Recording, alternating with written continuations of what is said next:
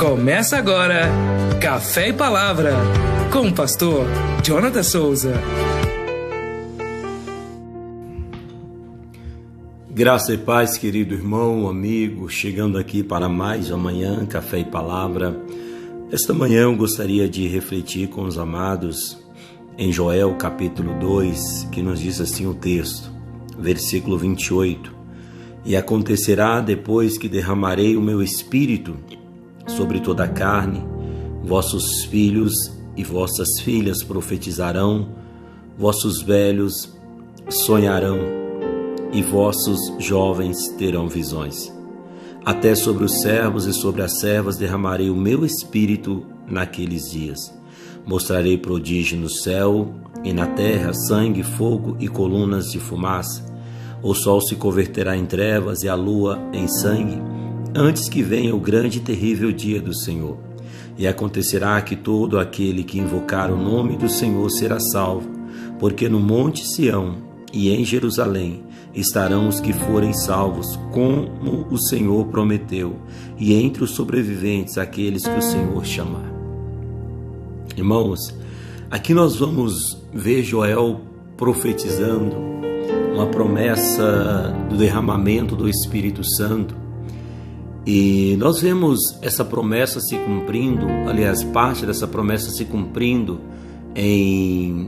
no Pentecostes, sobre os apóstolos, sobre a igreja primitiva, mas não necessariamente esse derramar seria apenas o Pentecostes, porque aqui você vai ver que o Senhor está falando, é uma palavra que antecederia a volta de Jesus, né? Mostrarei prodígio no céu e na terra, sangue, fogo e colunas de fumaça. O sol se converterá em trevas e a lua em sangue, antes que venha o grande e terrível dia do Senhor. Então você vai ver que Deus, Ele tem uma promessa para a minha vida, para a tua vida, para nossos filhos, né? Para a nossa geração. Porém, é importante nós olharmos que essa promessa, ela não foi lançada de forma incondicional, ou seja, incondicionalmente eu vou mandar enviar o meu Espírito. Não, essa promessa ela é condicional. Condicional como assim, pastor? Apesar de ser uma promessa do derramamento do Espírito Santo de forma coletiva, ela é também individual, e no individual ela traz uma condição. E qual a condição? A santificação, a inclinação, a sujeição à vontade e à palavra, ao querer de Deus para a nossa vida. Aqui você não vai ver o Senhor dizendo, olha, eu vou derramar sobre toda a carne de forma incondicional. Acontecerá que derramarei o meu espírito sobre toda a carne, vossos filhos e vossas filhas profetizarão, vossos velhos sonharão e vossos jovens terão visões. Porém aqui não é uma promessa de forma incondicional, ou seja, vou derramar sobre toda a terra o meu espírito. Não. Para receber essa promessa existe uma condição. E qual é a condição?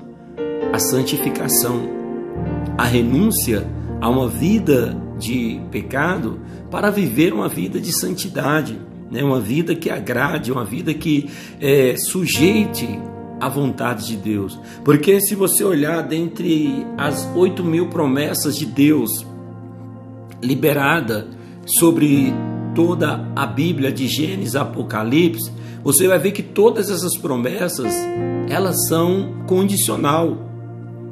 Lá em Deuteronômio capítulo 28, o Senhor vai dizer, se hoje ouvires a minha voz, aliás, se me ouvires e me obedeceres, comereis o melhor dessa terra. Então o Senhor, Ele condiciona, ou seja, o meu ato de obediência para viver a promessa de abundância.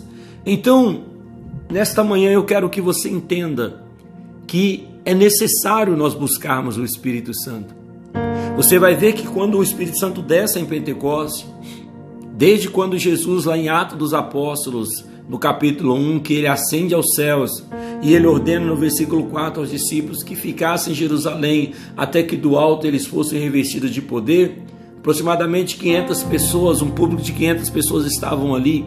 receberam o que? A promessa, receberam a indicação do Senhor para permanecer em Jerusalém.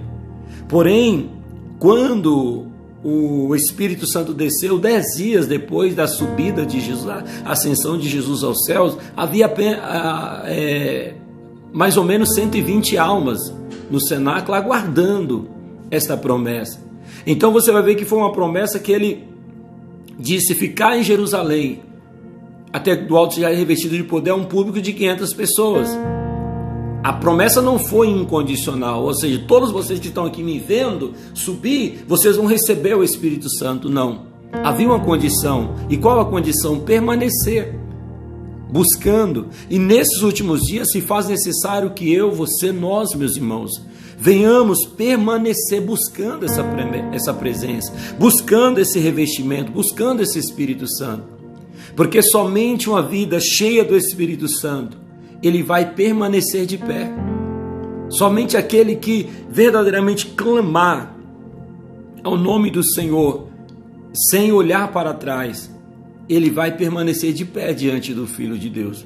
Aqui no versículo 32, e acontecerá que todo aquele que invocar o nome do Senhor será salvo, porque no Monte Sião em Jerusalém estarão salvos os que forem salvos, como o Senhor prometeu, e entre os sobreviventes aqueles que o Senhor chamar. Então você vai ver aqui, acontecerá que todo, não é todos, mas todo, no singular, todo aquele, ou seja, se eu invocar o Senhor, se eu buscar essa presença, eu vou ser salvo.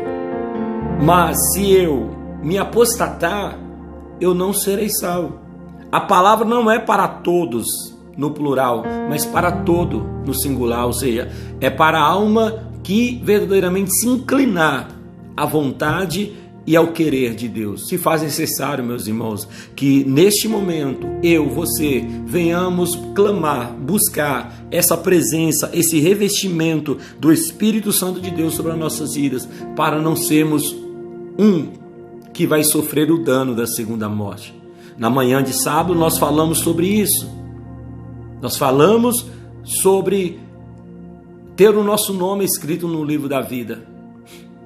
E nós não podemos abrir mão disso, dessa fé, abrir mão dessa perseverança, dessa convicção, que só através do Espírito Santo teremos força para resistir aos dias maus que virá sobre toda a terra. Esse grande e terrível dia do Senhor. Ou seja, serão dias de desolações, densas trevas. Busque o Espírito Santo. Seja cheio do Espírito Santo.